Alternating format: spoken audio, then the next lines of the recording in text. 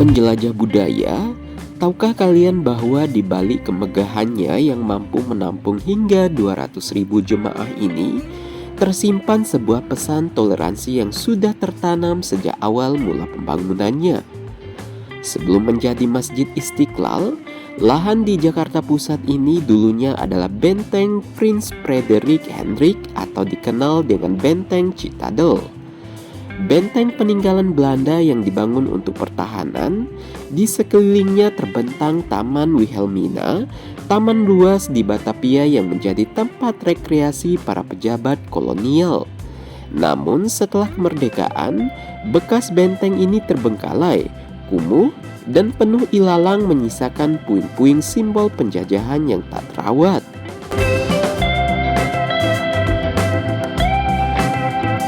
Atas gagasan Kiai Haji Wahid Hasyim dan Anwar Cokroaminoto, muncullah cita-cita mendirikan Masjid Kebanggaan Umat Islam sebagai wujud syukur atas kemerdekaan. Nama Istiqlal yang berarti kemerdekaan pun dipilih. Presiden Soekarno mendukung penuh dan menjadi ketua Dewan Juri sayembara desainnya. Bung Hatta mengusulkan lokasi di tengah pemukiman umat Islam, seperti kawasan Tamrin, agar lebih dekat dengan masyarakat dan biaya pembongkaran lebih murah. Namun, Soekarno memilih bekas benteng Prince Frederik tepat berseberangan dengan gereja katedral. Alasannya, membangun masjid di atas reruntuhan benteng Belanda adalah simbol bahwa penjajahan telah terkubur.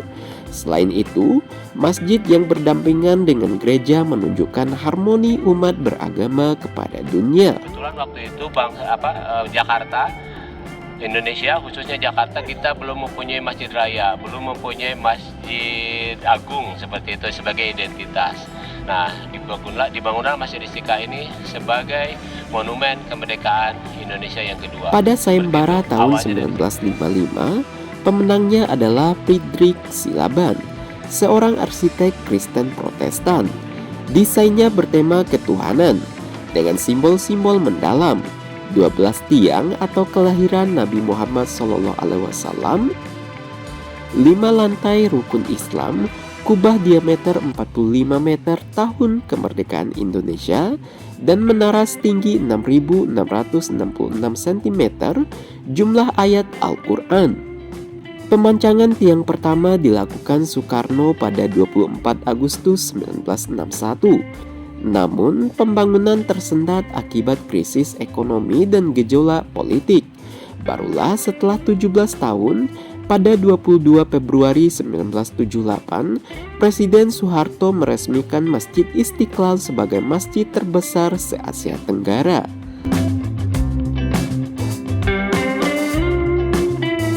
Perjalanan kita lanjutkan dengan melalui satu titik temu yang unik, yaitu terowongan silaturahim. Penghubung di bawah tanah yang menjadi saksi bisu bahwa perbedaan bukanlah tembok pemisah, melainkan jembatan penghubung. Mari ikut kami menyusuri lorong waktu, menyentuh langsung arsitektur suci, dan merasakan denyut toleransi yang hidup di antara dua bangunan bersejarah ini, Masjid Istiqlal dan Gereja Katedral. Selain untuk mempermudah akses pengunjung dari Istiqlal ke Katedral atau sebaliknya, satu yang paling penting sebetulnya hanya untuk memperkuat simbol-simbol toleransi tadi, memperkuat simbol harmoni yang sudah kita bangun selama ini. Itu saja sebetulnya saya ingin.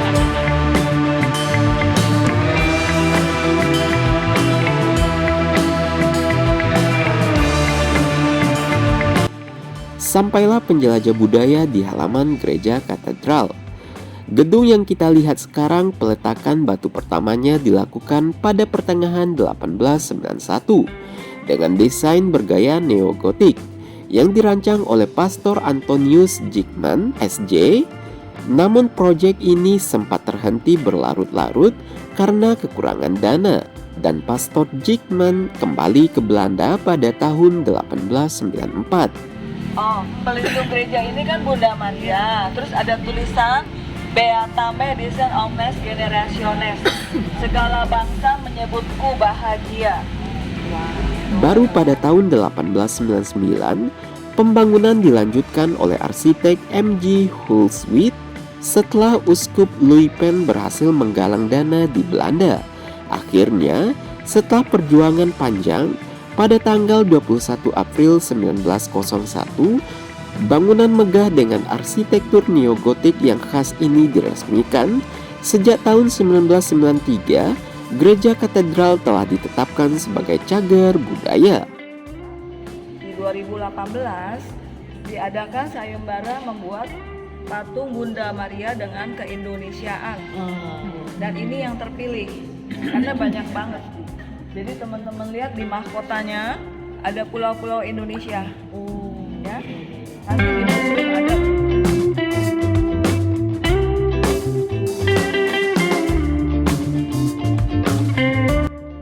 Akhirnya, perjalanan dilanjutkan mengunjungi pintu air yang lokasinya tidak jauh dari Masjid Istiqlal.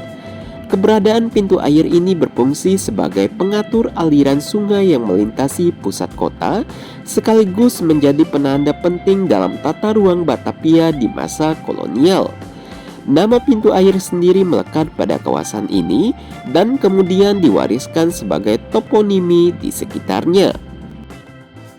Ini salah satu bangunan lama juga yang masih asli dari identitas dari terkait dengan sistem transportasi yang ada di Jakarta.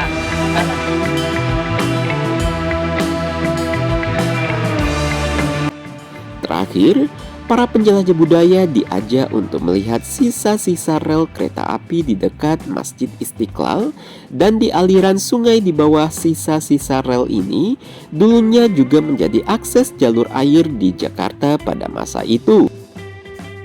Tingkat dari jalur Jakarta Kota, Pasar Ikan sampai ke Bogor itu kan dibangun menjadi ada 3 tahap ya. Jadi tahap yang pertama kurang lebih sekitar 9 kilo itu dari Pasar Ikan sampai ke stasiun Koningsplein atau Weltevreden atau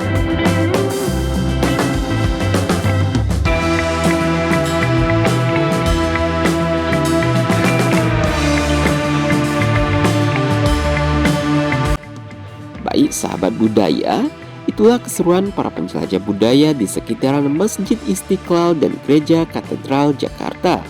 Untuk video selanjutnya, kira-kira tempat bersejarah mana lagi yang akan dikunjungi oleh penjelajah budaya?